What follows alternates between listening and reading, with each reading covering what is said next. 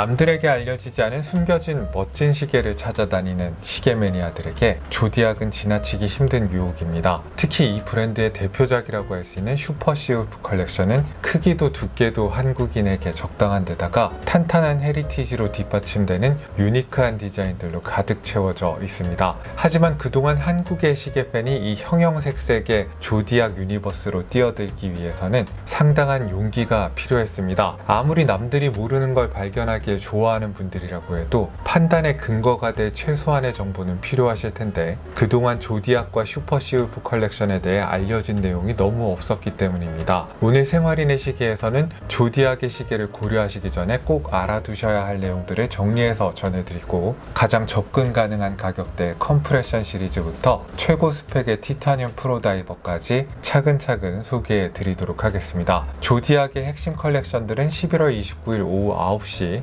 네이버 쇼핑 라이브에서 진행되는 워치 인사이드 9화에서도 다뤄질 텐데요. 조디악이 한국에 들어온 이래 어떤 명목으로든 이벤트다운 이벤트를 하는 건 이번이 처음으로 알고 있습니다. 조디악에 관심이 있으셨던 분들의 많은 시청을 부탁드리겠습니다. 아마 조디악이라는 이름을 처음 들어본 분들이 많으시겠지만은 스위스의 르로끌에서 1882년에 창립된 140년의 역사를 자랑하는 브랜드입니다. 회중시계 시절부터 오토매틱 손목시계가 대세가 되는 20세기 중반까지 직접 무브먼트를 만들었을 뿐만 아니라 여러 무브먼트 관련 특허를 갖고 있던 회사였고 파워 리저브 인디케이터가 있는 오토매틱 손목시계를 가장 이른 시기에 만든 몇 안 되는 브랜드였다는 기록도 갖고 있습니다. 이 브랜드의 대표 모델은 물론 1953년에 나온 시울프라는 다이버 시계입니다. 세계 최초의 현대적 다이버 시계 중에 하나였기 때문입니다. 정확히는 블랑팡의 50 패덤스보다는 조금 늦었고 롤렉스의 서브마리너보다는 조금 빨랐습니다. 시울프는 다이버 시계인데도 불구하고 당대의 보통 시계와 마찬가지인 34mm의 아담한 사이즈로 출시가 되어서 일반 대중들에게 특히 좋은 반응을 얻었다고 합니다. 베젤 마커의 0분에서 15분에 해당하는 구간에 세부눈금을 표시했던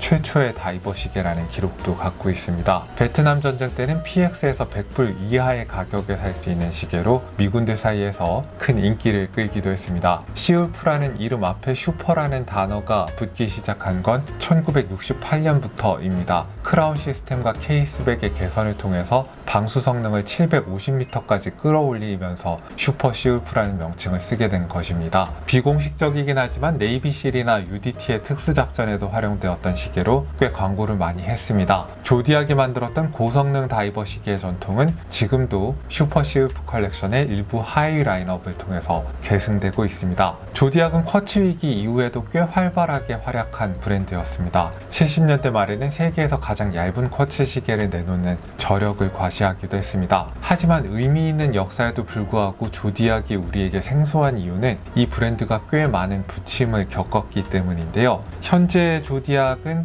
패션 시계로 잘 알려진 파슬 그룹이 2001년에 인수해서 재건한 것입니다. 리부트된 현재의 조디악을 1882년에 설립된 역사적인 브랜드 조디악과 같은 회사로 볼 수 있는가는 생각해볼 거리이긴 한데요. 제 생각은 이렇습니다. 원래 창업자 가문이 같은 도시에서 대대로 회사를 운영하는 경우는 오늘날의 시계 생태계에서 굉장히 드문 일입니다. 운영 주체가 파슬이라는 건 특별히 문제가 아니라고 생각하고요. 브랜드의 역사와 전통에 부합하는 납득 가능한 디자인과 품질의 시계를 계속 만들고 있는가가 더 중요한 질문이라고 생각합니다. 저는 슈퍼 시울프 컬렉션을 살펴보면서 파슬 그룹이 조디악의 역사를 진지하게 대하고 있을 뿐만 아니라 운영에도 진심을 다하고 있다고 느꼈습니다. 파슬이 보유하고 있는 여러 시계 브랜드 가운데에서 유일하게 헤리티지를 인정받는 진지한 시계 브랜드인 만큼 파슬한테는 조디악을 잘 키워야 할 동기도 충분합니다. 그러면 지금부터 슈퍼 시울프 컬렉션의 주요 모델들을 하나씩 살펴보도록 하겠습니다. 컴프레션 시리즈는 100만원대 초반에 가장 접근 가능한 가격대에 있지만 그렇다고 해서 결코 덜 매력적이지는 않습니다. 화이트 배경에 오렌지 액센트가 들어간 다이얼은 1960년대 빈티지 모델의 디자인을 거의 그대로 재현한 것입니다. 하지만 사이즈를 현대적으로 키우고 소재와 제작 방식도 현대적으로 바꿨습니다. 케이스 직경은 40mm지만은 다이얼 안쪽에 있는 오렌지색의 챕터링 때문에 수치에 비해서 작게 느껴지는 시계고요. 러그 투 러그의 길이 역시 49mm입니다만은 러그가 아래 방향으로 내려오는 형태라서 수치에 비해서 짧게 느껴집니다. 도명 유리를 포함한 두께는 13.5mm인데 체감 두께는 11mm대이고요. 200m의 방수 성능에도 무게는 스트랩을 포함해서 92.2g으로 무겁지 않습니다. 러그의 폭은 스트랩 교체에 친화적인 20mm이고요. 트로픽 러버 스트랩의 너비는 20mm에 시작해서 버클 부분은 17mm로 좁아집니다. 5, 60년대 다이버 시계의 디자인을 따르고 있는 만큼 원형의 케이스에 크라운 가드 없이 3시 방향에다 조디악의 로고가 사인된 반구형의 크라운을 위치시켰습니다. 크라운이 손등을 치지 않는다는 건 좋지만은 베젤의 사이즈가 케이스보다 살짝 큰 형태라서 크라운의 잡기가 아주 쾌적하지는 않은 편입니다. 케이스 정면은 폴리시가 되어 있고 측면에는 거친 느낌의 인더스트리얼 브러쉬가 되어 있는 기본적인 피니쉬를 선보이는데 케이스의 윤곽이 선명하고 폴리시된 구간이 아주 밝아서 잘 만든 시계라는 인상을 줍니다. 내부에 무반사 처리가 되어 있는 도명의 사파이어 크리스탈 시계 유리를 채택하고 있고 돔이 크지 않은 데다가 더블 도명이라서 빛이 어른거리는 현상은 크지 않은 편입니다. 베젤 인서트의 소재는 미네랄 크리스탈 소재를 채택해서 내구도도 챙기면서 베이클라이트 베젤의 느낌을 모방하고 있습니다. 120 클릭의 단방향 베젤은 빈티지 시계를 조작하는 것처럼 가벼운 느낌입니다. 약간 흔들거리는 듯한 느낌도 있고요. 묵직하고 꽉 짜인 요즘 다이버의 베젤 액션에 익숙해진 분들께는 당황스러울 수 있을 듯한데 시계의 분위기에는 잘 어울립니다. 다이얼은 예전 모델의 비례감과 색감은 그대로 가져오되 회사의 로고와 야광 인덱스를 아플리케 방식으로 제작해서 좀 더 고급감을 고양시켰습니다. 이 모델에서 무엇보다 제 마음에 드는 거는 인덱스와 초침의 모양, 날짜창의 형태가 다 사각형이어서 정말 조화로워 보인다는 사실입니다. 화이트 다이얼 위에 타이머 기능을 사용할 때 필요한 분침과 베젤의 영분 마커, 챕터링이 다 오렌지색으로 표현되어서 기능적으로 의미가 있으면서도 심미적으로는 하이라이트가 되어주고 있습니다. 야광은 진지한 다이버 시계답게 10분 초침과 인덱스 60분 마커에 골고루 적용되어 있습니다. 다소 생소하시 STP 3-13 오토매틱 무브먼트를 엔진으로 채택하고 있는데요. STP는 파슬 그룹의 무브먼트 계열사입니다. 에타 2824-2의 설계를 깊이 참고해서 사이즈까지 똑같이 만든 무브먼트입니다. 좀 더 길이가 긴 메인 스프링을 사용해서 파워 리저브를 44시간으로 늘리고 글루시드루 밸런스 휠 같은 좀 더 고급 부품을 사용해서 여타의 범용 무브먼트와 차별화를 꾀하고 있습니다. 3-13은 기본 무브먼트인 1-11에서 스완넥 레귤레이터가 추가되어서 좀 더 정교한 오차 조정이 가능한 업그레이드 버전입니다. STP 무브먼트에 대한 평가는 좀 갈리는 편인데요. 스펙에서 약속하는 대로 박스에서 처음 나왔을 때의 퍼포먼스는 우수하지만은 내구도는 좀 더 검증된 에타나 셀리타에 비해서 약간 떨어지는 것으로 추정되고 있습니다. 이 무브먼트의 상대적 강점이라고 할 수 있는 스완넥 레귤레이터를 밖에서 볼 수 있도록 무브먼트를 노출했다면 좋았을 텐데 이 버전의 슈퍼시울프는 케이스백을 닫아놨습니다. 흰색 다이얼에 파란색 스트랩을 달아놓은 건 약간 색감 천재라는 생각마저 드는데요. 트로피 러버 스트랩의 퀄리티도 정말 좋습니다. 플라스틱 느낌이 거의 나지 않는 가왕 천연 고무 소재이고요. 버클도 자세히 보면 디테일이 꽤 좋습니다. 슈퍼시울프 GMT는 1960년에 나왔던 에어로스페이스라는 시계를 현대적인 GMT 시계로 재현한 모델입니다. 해외에서는 여러 차례 한정판으로 선보였고 나올 때마다 좋은 반응이 있었던 모델입니다. 워치 인사이드 때 할인이 좀 많이 들어갈 예정인 모델이어서 꼭 눈여겨보셨으면 좋겠습니다. 요즘 유행하는 그린 색상을 특유의 유리 베젤 안에다가 사용을 했는데 어두운 그린이 아니라 네온 그린, 이른바 형광 그린 색상이라는 게 이 시계에서 유니크한 점입니다. 앞서 살펴본 컴프레션 시리즈와 사이즈는 거의 유사한데 러그 투 러그가 48mm로 1mm 짧아졌고 두께도 0.2mm 정도 더 얇습니다. 러그 폭이 20mm라서 이번에도 시계줄 교체에는 친화적인데요. 브레이슬릿에 퀵 릴리즈 바까지 달려있어서 시계줄 교체는 더 쉬워졌습니다. 기본 브레이슬릿은 20mm에서 16mm로 너비가 좁아지고요. 200m의 방수 성능을 갖고 있고 제 17cm 손목에 맞게 길이를 줄였을 때 무게는 135g이 나옵니다. 케이스의 피니쉬가 업그레이드 된 게 인상적인데요. 케이스 정면에는 사틴 브러쉬가 되어 있고 측면에는 거친 느낌의 인더스트리얼 브러쉬가 되어 있는데 모서리에 여러 각과 면으로 이루어진 빗면을 만들고 잘 폴리시를 해서 분명한 윤곽에 더해서 좀 더 고급스러운 분위기를 연출했습니다. 브레이슬릿도 가운데는 폴리시를 해서 이 시계는 좀 더 반짝이는 시계라고 해야겠네요. 베젤은 낮과 밤을 녹색과 흰색으로 구분했는데요. GMT 시계의 컨셉에 맞게 120 클릭의 단방향 대신에 24클릭의 양방향 회전 베젤을 달았습니다.